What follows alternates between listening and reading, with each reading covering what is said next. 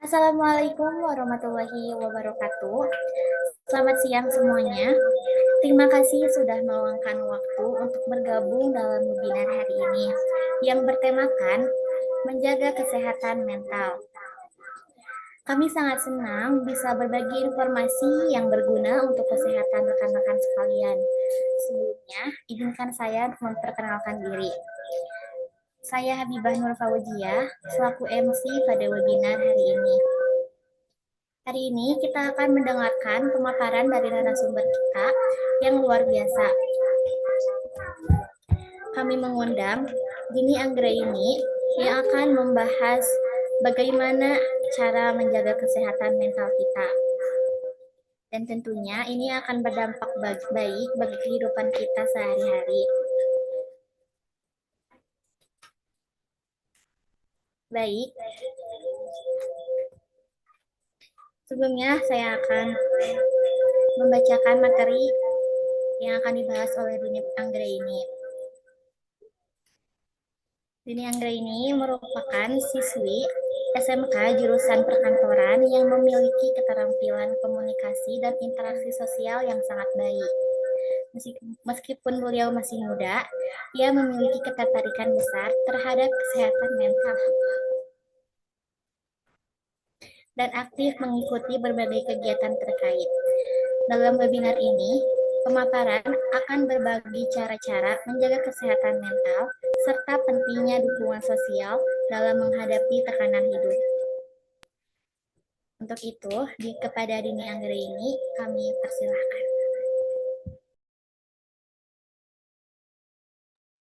Baik, terima kasih kepada Kak Habibah. Oke, di sini kita langsung mulai aja ya. Langsung mulai ke materi. Jadi di sini saya akan menjelaskan tentang cara menjaga kesehatan mental gitu ya. Sebelumnya apa sih itu kesehatan mental? Apakah itu kondisi fisik, kondisi pikiran? Sorry. Nah, kesehatan mental itu adalah kondisi kesejahteraan psikologi di mana individu merasa seimbang secara emosional, sosial, dan psikologis. Nah, kesehatan mental itu adalah kondisi di mana seseorang dapat mengelola emosi, stres, dan menghadapi tantangan hidup dengan baik. Ini mencakup bagaimana kita berpikir, merasa, dan berperilaku dalam kehidupan sehari-hari. Nah, kesehatan mental yang baik memungkinkan kita untuk berfungsi secara optimal dalam pekerjaan, hubungan, ataupun kegiatan sosial. Nah, ini lebih dari sekedar kondisi pikiran. Next. Nah, lebih umum dari yang Anda duga, 1 dari 5 orang dewasa itu mengalami masalah kesehatan mental tahun lalu. Lalu di seluruh dunia, lebih dari 450 juta orang mengalami kesehatan mental.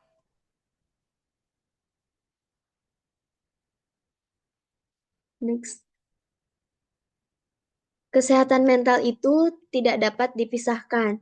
Saat mental kita sehat, kita bisa mengarahkan kemampuan kita secara produktif dan dapat berkontribusi kepada masyarakat.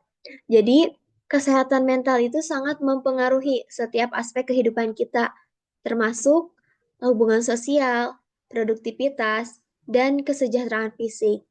Nah, gangguan kesehatan mental itu dapat berdampak besar pada kualitas hidup, namun masalah ini sering diabaikan atau tidak dapat perhatian yang cukup. Next. Nah, sekarang saya akan menjelaskan atau memberitahu kepada rekan-rekan semua tentang bagaimana sih cara menjaga kesehatan mental agar tetap positif. Nah, ini ada tips dan saran dari saya. Yang pertama itu ada terhubung dengan yang lain. Nah, terhubung dengan yang lain di sini maksudnya mempunyai hubungan sosial yang sehat dan saling mendukung, bisa mengurangi perasaan kesepian dan meningkatkan kesehatan mental.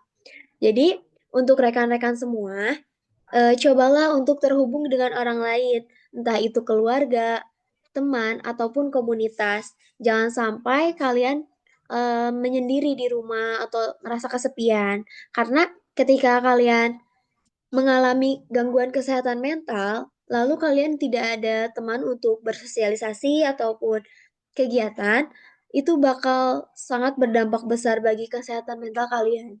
Nah, kesehatan mental kalian tuh bakal lebih buruk. Nah, lalu next yang kedua ada kenali perasaan. Kenali perasaan itu di sini maksudnya pentingnya waktu untuk meluangkan diri untuk diri sendiri atau bahasa zaman sekarangnya self-care, yaitu meluangkan waktu untuk diri sendiri, melakukan hobi yang kita sukai, dan menjaga keseimbangan antara pekerjaan dan kehidupan pribadi sangat penting untuk menjaga kesehatan mental. Next. Nah, studi terkini menemukan bahwa orang yang berolahraga melaporkan 43,2% lebih sedikit hari mental buruk daripada yang tidak olahraga. Jadi, orang yang sering berolahraga itu hanya memiliki kesehatan mental sedikit dibandingkan orang yang tidak berolahraga. Nah, olahraga karena kenapa? Olahraga ini meningkatkan produktivitas endorfin atau hormon kebahagiaan yang dapat mengurangi stres dan meningkatkan mood. Misalnya aktivitas seperti berjalan kaki, berlari, atau bersepeda dapat meningkatkan kesehatan mental kita. Next. Nah, ketika kalian mengalami gangguan kesehatan mental, kalian bisa meminta bantuan kepada profesional, misalnya psikologi. Nah, apa sih ciri-cirinya? Lalu ini nih, pernahkah kamu mengalami hal ini?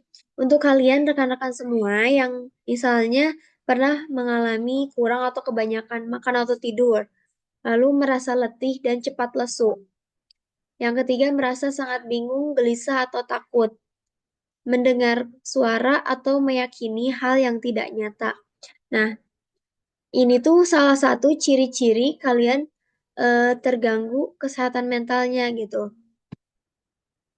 Oke, jadi jika kalian merasa cemas, depresi, atau bahkan stres yang berlangsung secara lama dan mengganggu kehidupan sehari-hari, atau mungkin jika seseorang mulai berpikir untuk menyakiti diri sendiri, maka kalian itu wajib untuk segera mencari bantuan kepada seorang profesional.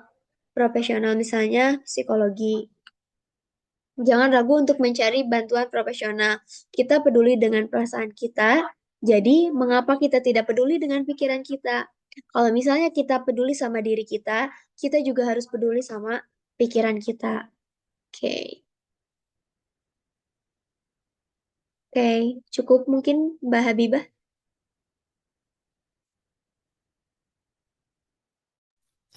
Oke, terima kasih kepada Kak Dini Anggraini atas pemaparan yang sangat informatif dan sangat penting ini bagi kita semua. Sekarang kita akan melanjutkan ke sesi tanya jawab. Bagi peserta yang memiliki pertanyaan, silahkan segera ajukan langsung dan nanti akan segera dijawab oleh Kak Dini Anggraini.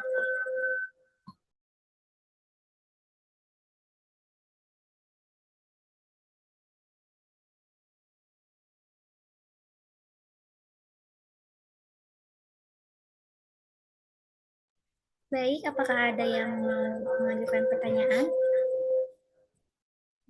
Saya mau mengajukan pertanyaan. Boleh, perkenalkan diri dulu.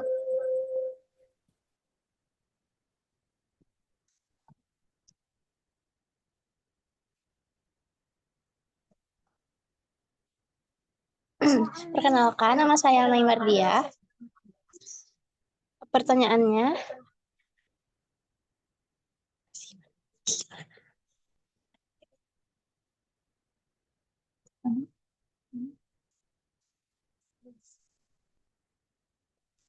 bagaimana cara kita bisa membedakan antara stres biasa dengan gangguan mental yang serius?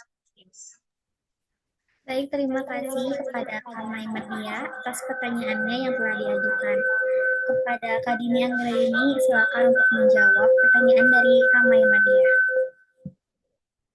Oh ya, Kak Habibah boleh diulang sekali lagi pertanyaannya?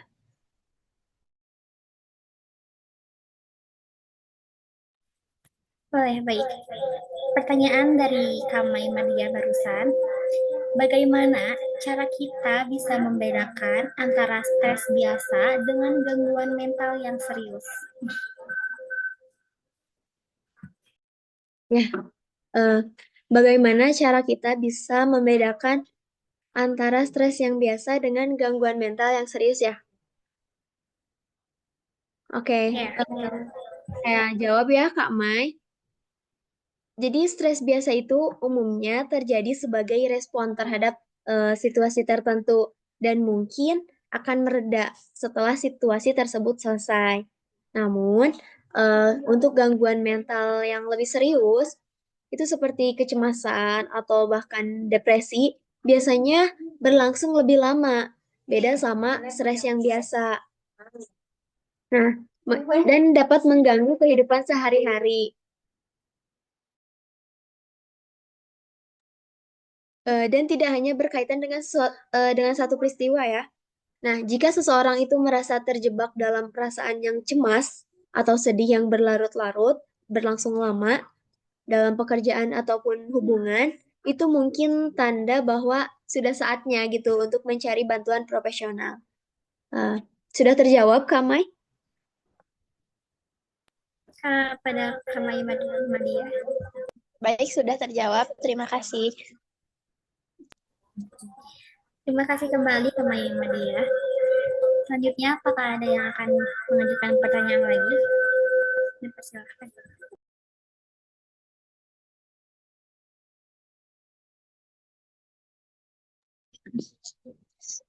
Oke. Jadi aku mau bertanya. Jadi pertanyaannya, apa sih yang harus dilakukan jika seseorang terdekat kita sedang menunjukkan gejala gangguan mental, tetapi kita sendiri enggan untuk mencari bantuannya? Terima kasih. Oh iya, sebelumnya perkenalkan nama saya Puput Aulia. Baik, terima kasih kepada Mbak Alia. Baik, Saya akan mengulang pertanyaan dari Kak Puput Aulia. Apa yang harus dilakukan jika seseorang terdekat kita menunjukkan gejala gangguan mental, tetapi enggan untuk mencari bantuan? Apakah cukup? sudah saya dengar pertanyaannya.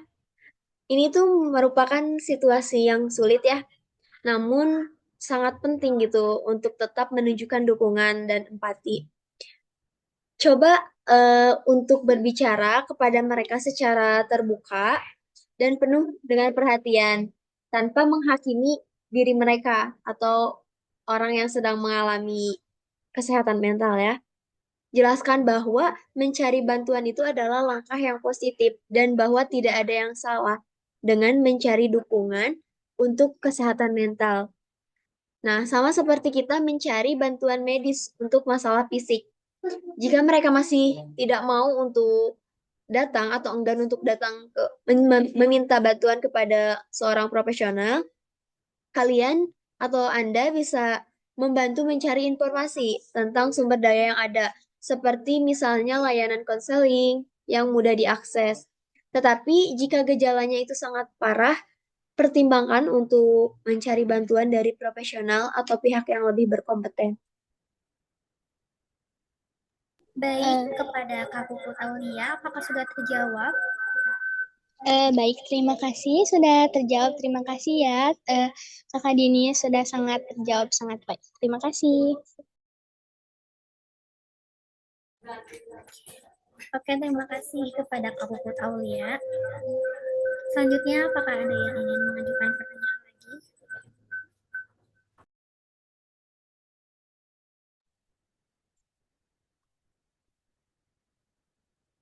Saya deh boleh. Boleh, perkenalkan diri. Perkenalkan, nama saya Miftahul. Saya saya akan bertanya,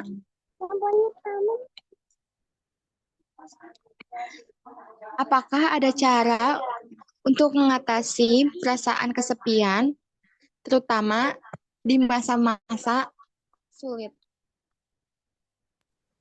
Terima kasih kepada kami Pranujana telah mengajukan pertanyaan. Baik, kepada Kak Dini Anggreni, apakah perlu diulang? Eh, Cukup Kak Bibah. Tadi pertanyaannya, apakah ada cara ya untuk mengatasi perasaan kesepian ya? Nah, perasaan Ya. kesepian ini bisa sangat menantang ya, terutama ketika kita merasa terisolasi gitu. Nah, salah satu cara untuk menghadapinya itu adalah mencari kegiatan yang bisa membuat kita itu merasa lebih terhubung dengan orang lain. Misalnya, cari kegiatan bisa bergabung dengan komunitas online ataupun offline yang memiliki minat serupa sama kita, sama diri kita. Nah, selain itu, tetap menjaga komunikasi dengan teman ataupun keluarga. Bahkan jika hanya melalui pesan teks atau panggilan video, itu juga bisa sangat membantu sih ya. Jika perasaan kesepiannya berlanjut, penting juga untuk berbicara dengan seorang profesional untuk mencari tahu lebih lanjut tentang cara mengatasi dan mendukung kesehatan mental kita. Ya, jadi intinya kalau misal kalian mengalami gangguan kesehatan mental, kalian nggak perlu takut untuk ketemu psikolog gitu. Kalian datang aja, sama kita juga nggak akan di apa-apakan gitu. Kita akan membantu kalian untuk bisa lebih sehat lagi secara pikiran. Oke, mungkin sudah terjawab, Kamita. Oh iya, sudah. Terima kasih banyak ya, Kak Dini. Baik, terima Ya, kasih kepada terima kasih kepada Kamifta atas pertanyaan yang telah diajukan. Akhirnya, sampai juga di penghujung acara hari ini, kami ucapkan banyak terima kasih kepada Kak Dini Anggreni atas pemaparan yang sangat bermanfaat hari ini. Hari ini kita sudah mempelajari bagaimana sih cara menjaga kesehatan mental kita. Kami berharap informasi yang disampaikan hari ini bisa bermanfaat untuk kita semua. Jangan lupa untuk selalu menjaga mental Anda ya. Dari materi yang telah Kak Dini Anggreni sampaikan, kita dapat menyimpulkan bahwa kesehatan mental adalah bagian penting dari kesehatan kita secara keseluruhan. Kita harus memperhatikan kesehatan mental kita dan melakukan langkah-langkah untuk menjaganya. Terima kasih kepada semua yang telah hadir pada acara webinar kali ini dan saya juga mengucapkan terima kasih kepada narasumber kita, Kak Dini Anggraini, yang telah berpartisipasi dalam acara webinar kali ini. Semoga materi yang telah kita bahas dapat bermanfaat bagi kita semua dalam menjaga kesehatan mental kita. Saya Habibah Nur Fauzia, selaku MC pada webinar kali ini, pamit undur diri. Wassalamualaikum warahmatullahi wabarakatuh.